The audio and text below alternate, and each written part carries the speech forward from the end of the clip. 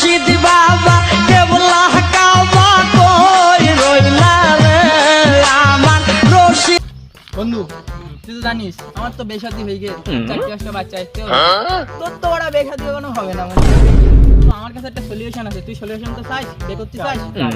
এই উত্তর পূর্ব বাগানের এক সাধু বাবা আছে, তিনি মহাসাধক মহামন্ত্র। তিনি যদি বল দেয় তোর অবস্থা কি, তোর কি বে হবে কি না, যদি একবার বল দেয় তাহলে তোর বে হয়ে যাবে ইনশাআল্লাহ। তাহলে এখন দেখে যাবে। হ্যাঁ দিনটা দেখতে হবে। চল বন্ধু চল। বন্ধু ওই দেখ ওইখানে বসে রইস বাবা। চল চল চল শিগগির চল।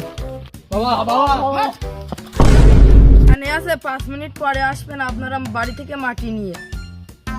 আচ্ছা বন্ধু চল, 5 মিনিট পরে মাটিটা নিয়ে আসবা। চল।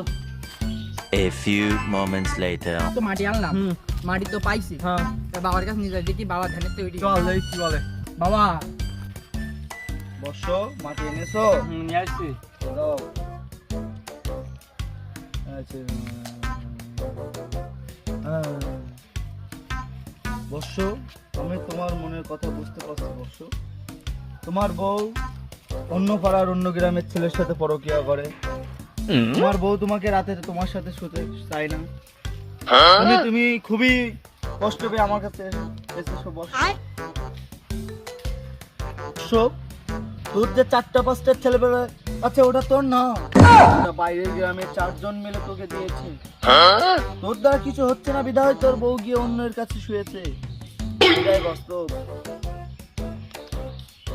বাবা আমি তো এখনো বিয়েই করিনি।